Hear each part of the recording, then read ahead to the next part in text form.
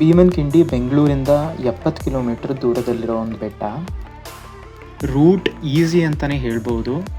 ಹೋಗಿ ವಾಪಸ್ ಬರೋಕ್ಕೆ ಒಂದು 5 ಕಿಲೋಮೀಟರ್ ಆಗುತ್ತೆ. ತುಂಬ ಬೇಗ ಹತ್ತೀರಾ ಅಂದರೆ 1-1.5 ಗಂಟೆ ಸಾಕು. ಇಲ್ಲ ಅಂದರೆ ಒಂದು 2 ಅವರ್ ಆಗುತ್ತೆ, 2-2.5 ಅವರು ಮೇಲೆ ಬ್ರೇಕ್ ಎಲ್ಲ ತಗೊಂಡು ಬರೋಕ್ಕೆ. ಭೀಮನ್ಕಿಂಡಿ ಇರೋದು ಕಬ್ಬಾಳು ಹತ್ತಿರದಲ್ಲೇ. ಕಬ್ಬಾಳು ದುರ್ಗನೂ ಮಾಡ್ಬೋದು, ಆದರೆ ಕಬ್ಬಾಳು ದುರ್ಗ ಮೇಲೆ ದೇವಸ್ಥಾನ ಇರೋದ್ರಿಂದ ತುಂಬ ಜನ ಹತ್ತುತ್ತಾ ಇರ್ತಾರೆ. ಇಲ್ಲೂ ಭೀಮನ್ಕಿಂಡಿಲೂ ದೇವಸ್ಥಾನ ಇದೆ, ಬಟ್ ಅಷ್ಟೊಂದು ಜನ ಇರಲ್ಲ. ಸೊ ನಿಮಗೆ ಜನ ಕಡಿಮೆ ಬೇಕಾಗಿರೋ ಟ್ರೆಕ್ ಬೇಕು ಅಂದರೆ ಭೀಮನ್ಕಿಂಡಿ ಬೆಟರು ಕಬ್ಬಾಳು ದುರ್ಗಕ್ಕಿಂತ. ಆಮೇಲೆ ಮಳೆಯೆಲ್ಲ ಬಂದಿದ್ದರೆ ಇಲ್ಲ ತುಂಬ ಬಿಸಿಲಿದ್ರೂ ಭೀಮನ್ಕಿಂಡಿ ಬೆಟರು. ಈ ಟ್ರೆಕ್ಕಲ್ಲಿ ಎಲ್ಲ ಥರದ ಎನ್ವೈರ್ನ್ಮೆಂಟು ನೋಟಿಸ್ ಮಾಡ್ತೀರಾ. ಹುಲ್ ಪ್ರದೇಶವೂ ಇದೆ, ಕಾಡು ಇದೆ, ಬಂಡೆನೂ ಇದೆ. ಸೊ ಆಲ್ಮೋಸ್ಟ್ ಎಲ್ಲ ಥರ ಬೆಂಗಳೂರು ಅರೌಂಡ್ ಇರೋ ಎನ್ವೈರ್ನ್ಮೆಂಟಲ್ಲಿ ಎಲ್ಲ ಥರ ನೋಡೋಕ್ಕೆ ಸಿಕ್ಬಿಡುತ್ತೆ ಇಲ್ಲೇ.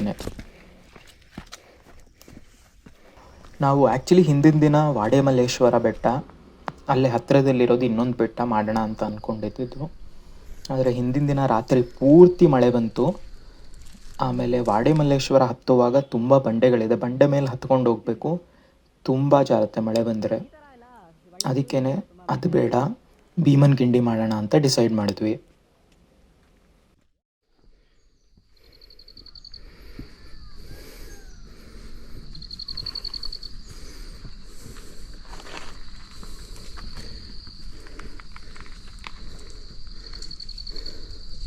ನಾವು ಒಂದು 10 ಜನ ಈ ಟ್ರೆಕ್ ಮಾಡಿದ್ದು. ನಮ್ಮ ಗ್ರೂಪಲ್ಲಿ ವಯಸ್ಸಾದವರು ಇದ್ದರು, ಚಿಕ್ಕ ಹುಡುಗರು ಇದ್ದರು, ಮುಂಚೆ ಟ್ರೆಕ್ ಮಾಡಿಲ್ಲದೆ ಇರೋರು ಇದ್ದರು, ಎಕ್ಸ್ಪೀರಿಯನ್ಸ್ಡ್ ಪೀಪಲ್ಲು ಇದ್ದರು, ಎಲ್ಲ ಥರದವರು ಇದ್ದರು.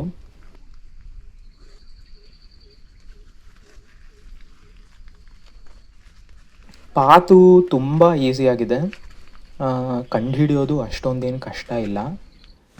ಮಳೆ ಬಂದಾಗ ಸ್ವಲ್ಪ ಹುಲ್ಲುಗಿಲ್ಲು ಎಲ್ಲ ಜಾಸ್ತಿ ಬೆಳೆತಿರುತ್ತೆ, ಆದರೆ ದಾರಿ ಏನು ಬಂಡೆ ಹತ್ತಬೇಕು ಅಂಥದ್ದೆಲ್ಲ ಏನಿಲ್ಲ, ಮಾಮೂಲಿ ಬೆಟ್ಟದ ದಾರಿ.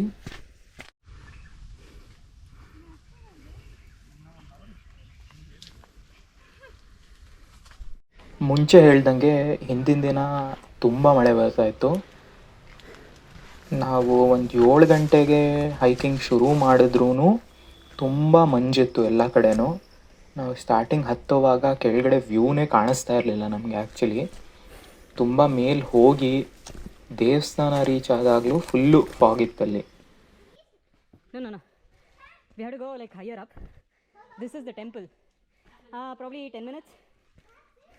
ಇದೇ ದೇವಸ್ಥಾನ ನೋಡಿ, ಎಷ್ಟು ಮಂಜಿದೆ. ಆಮೇಲೆ ಮೇಲೆ ನೋಡ್ತಾ ಇರೋ ಆರ್ಕೆನೆ ಭೀಮನ್ಕಿಂಡಿ. ಹೇಳಿ ಸರ್. ಭೀಮನ್ಕಿಂಡಿ ಹಿಂದೆ ಒಂದು ಕತೆ ಕೂಡ ಇದೆ. ಪಾಂಡವರು ವನವಾಸದಲ್ಲಿ ಇದ್ದಾಗ ಕುಂತಿ ಒಂದ್ಸಲಿ ಕಾಡಿನಲ್ಲಿ ಹಣ್ಣು ಹಂಪಲನ್ನೆಲ್ಲ ಆರ್ಸಕ್ಕೆ ಹೋಗಿರ್ತಾಳಂತೆ. ದಾರಿ ಮತ್ತೆ ವಾಪಸ್ ಬರೋಕ್ಕೆ ಗೊತ್ತಾಗಲ್ವಂತೆ. ಆವಾಗ ಕೂಗಿದಾಗ ಭೀಮನ ಕೇಳಿಸಿ ಕುಂತಿಗೆ ಬರೋಕ್ಕೆ ದಾರಿ ಮಾಡೋಕ್ಕೆ ಗದೆಯಿಂದ ಹೊಡೆದು ಮಾಡಿರೋ ಈ ಕಿಂಡಿ ಅಂತೆ. ಭೀಮನ್ಕಿಂಡಿನೇ ಮೇನ್ ಅಟ್ರಾಕ್ಷನ್, ಆದರೆ ಇನ್ನೂ ಮೇಲೂ ಹೋಗಬಹುದು. ದೇವಸ್ಥಾನದ ಪಕ್ಕದಲ್ಲೇ ಒಂದು ಪ್ಯಾಸೇಜ್ ಇದೆ, ಒಳಗಿಂದ ಹೋದರೆ ಇನ್ನೊಂದು ಕಡೆಯಿಂದ ಮೇಲೆ ಹತ್ತಬಹುದು. ಇನ್ನು ಸ್ವಲ್ಪ ಬಂಡೆಯಲ್ಲಿ ಹತ್ತಬೇಕಾಗತ್ತೆ, ಆದರೆ ಮೇಲೆ ಹೋದರೆ ಒಳ್ಳೆ ವ್ಯೂ ಪಾಯಿಂಟ್ ಇದೆ. ಮೇಲೆ ಹೋಗ್ತಾ ಇದ್ದಂಗೆ ಮೋಡಗಳಿದ್ದರಿಂದ ತುಂಬ ಮಂಜಿತ್ತು. ಒಂದು ಪಾಯಿಂಟಲ್ಲಿ ಏನೂ ಅಷ್ಟೊಂದು ಕಾಣಿಸ್ತಾನೆ ಇರಲಿಲ್ಲ ಸರಿಯಾಗಿ, ಅಷ್ಟು ಮಂಜಿತ್ತು. ಮಳೆನೂ ಬರೋಕ್ಕೆ ಶುರು ಆಯಿತು, ಆದ್ರೂ ದಾರಿ ಹುಡ್ಕಕ್ಕೇನು ಅಷ್ಟೊಂದು ಕಷ್ಟ ಆಗಲಿಲ್ಲ. ಇದೇ ವ್ಯೂ ಪಾಯಿಂಟ್. ತುಂಬ ಮಂಜಿರೋದ್ರಿಂದ ಏನೂ ಕಾಣಿಸ್ತಾ ಇಲ್ಲ, ಆದರೂ ಸ್ವಲ್ಪ ಟೈಮ್ ಆದಮೇಲೆ ಮಂಜೆಲ್ಲ ಕ್ಲಿಯರ್ ಆಯಿತು.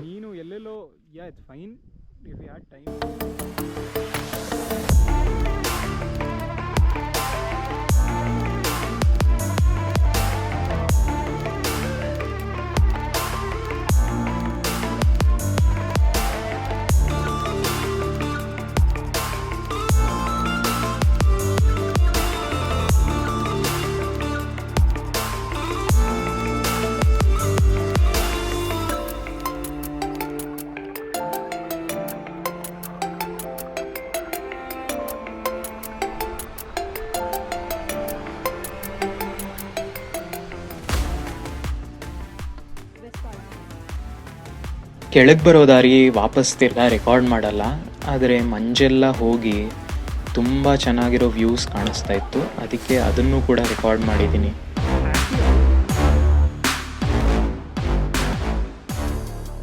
ನಿಮಗೆ ಈ ವಿಡಿಯೋ ಹೇಗನ್ನಿಸ್ತು? ನೀವು ಹೋಗಿದ್ದೀರಾ ಭೀಮನ್ಕಿಂಡಿಗೆ? ಇಲ್ಲ ಹೋಗೋ ಪ್ಲ್ಯಾನ್ ಇದೆಯಾ? ಹೇಗನ್ನಿಸ್ತು ಅಂತ ಕಾಮೆಂಟ್ಸ್ ಮೂಲಕ ತಿಳಿಸಿ. ನಿಮ್ದೇನಾರ ಫೀಡ್ಬ್ಯಾಕ್ ಇದ್ದರೆ ಶೋರ್ಲಿ ಕೊಡಿ.